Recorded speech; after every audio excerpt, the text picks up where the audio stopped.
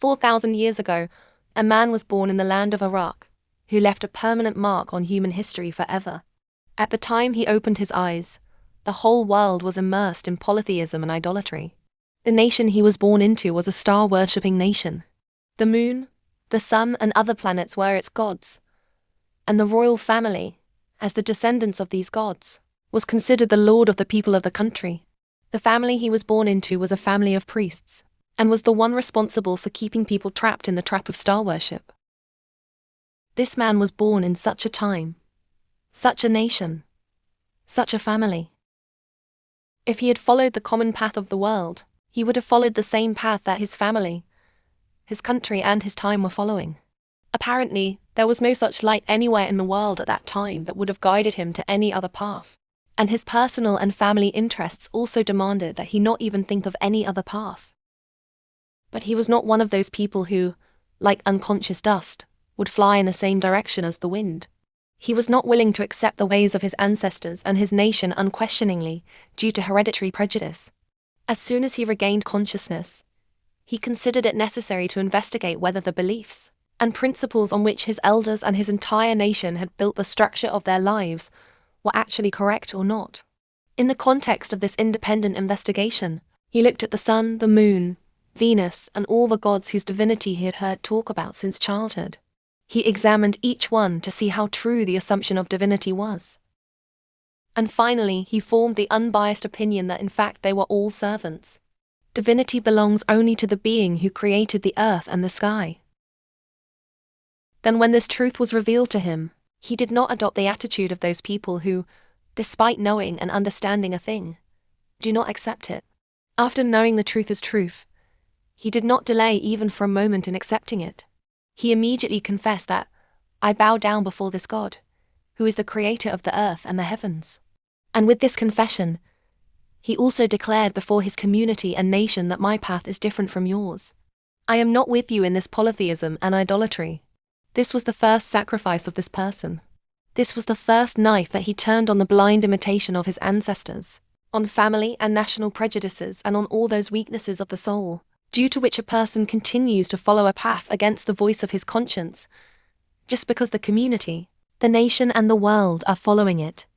After this confession and declaration, this person did not sit silent.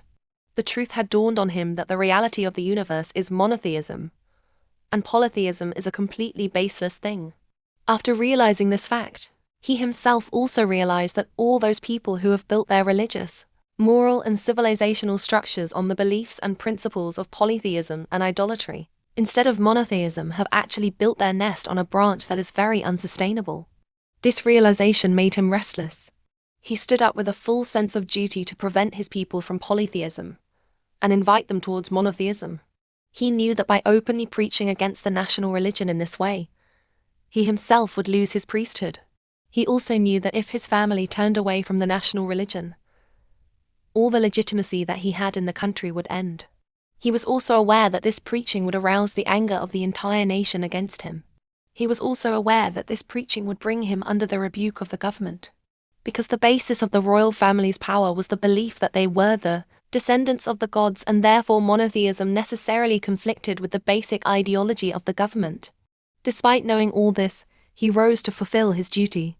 He called on his father, his family, his people, and even the kingdom to abandon polytheism and accept the belief in monotheism. And the more he was opposed, the more his activity increased. Finally, the time came when on the one hand he was a lonely man, and on the other hand the king, the country, the family, even his own father were all in a row against him. Now, he had no friends in the whole country. Everywhere there were enemies. Not a single voice of sympathy was going to be raised in his favor. When he did not lose courage and his tongue did not tire of presenting the invitation to monotheism, it was decided that he should be burned alive in public. But even the fear of this terrible punishment could not stop him from calling falsehood false and truth true. He accepted being thrown into the fire, but he refused to turn away from the truth he had come to believe in, and stopped calling it truth. This was his second great sacrifice. God saved him from being burned in the fire. After this danger had passed, it was impossible for him to remain in the country. Finally, he adopted a life of exile. All the surrounding countries, to which he could have gone, were idolaters at that time. There was not even a small community or society that believed in monotheism, with whom he could have taken refuge and found a life of peace. In this situation, the only way to find peace was to stop preaching monotheism after leaving his country. If a foreigner was an individual follower of a religion, why did the people of other countries bother to tease him?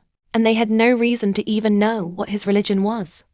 But this servant of God did not remain silent, even after going to other countries.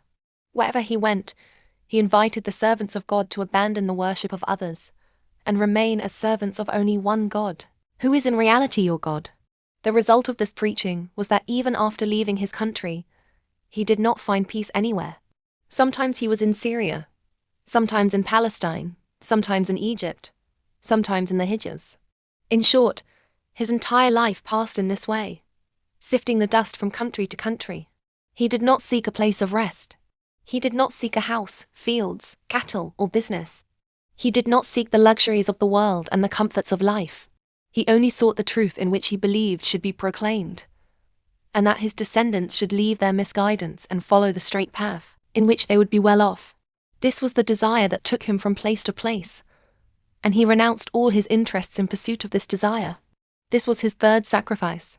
While he was wandering in this world of nomadism and desolation, when his life was coming to an end, God gave him a son and raised him, until he reached the age when he was able to help his parents in their work and support them in the race of life.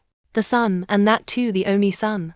Then he reached that stage of life when the father was in the greatest need of the support of his young children. Everyone can imagine this situation and estimate how dear that son would be to this father. But the definition of a Muslim is that nothing is dearer to him than God and his will. Therefore, all those sacrifices, which this servant made for God throughout his life, were not considered enough. After all this, it was considered necessary to take the final test, and that was whether the Muslim servant could sacrifice the love of his dearest son for the love of God. So, this test was also taken, and the world saw that the old man was not following the explicit command of his God, but was ready to slaughter his only young son with his own hands after receiving a mere hint. It is another thing that God accepted a ram in place of the boy at the exact time of slaughter, because God did not want the boy's blood. It was merely a test of love. But this true Muslim, to the extent of his intention, had already sacrificed his life at the behest of his God.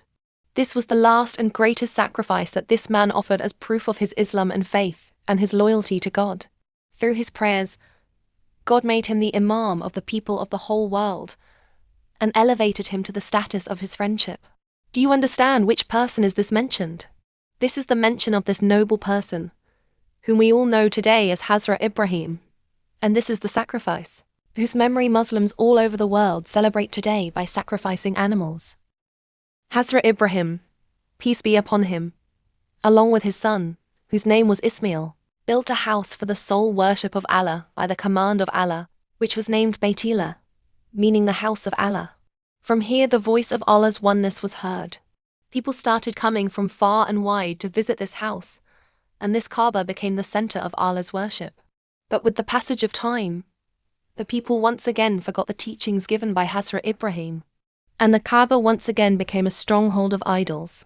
But later, when the last prophet of Allah, Hazrat Muhammad, peace be upon him, conquered Mecca, he removed all the idols from the Kaaba that people had made gods for centuries. The year after the conquest of Mecca, Allah made it obligatory for everyone who could afford it to visit this blessed house once in their lifetime. After Hajj became obligatory, Hazrat Muhammad, peace be upon him, was blessed with only one Hajj in his life. But after that, millions of Muslims go to Mecca every year on specific days of Hajj to perform Hajj and also sacrifice animals. The purpose of celebrating this commemoration is to instill in Muslims the same spirit of sacrifice, the same state of Islam and faith, and the same glory of love and loyalty to God, which Prophet Abraham, peace be upon him, demonstrated throughout his life. What is required by making Hajj obligatory is that a person who believes in Allah alone should become a complete servant of the truth. No prejudice, no interest, no personal gain, no pressure and greed, fear and loss, in short, no inner weakness or external power should divert him from the path of truth. After confessing his servitude to God, he should not accept the servitude of anything else. It may be easy for him to sacrifice every relationship, but it is not possible in any way to sacrifice the relationship that he has established with his God. This sacrifice is the real reality of Islam.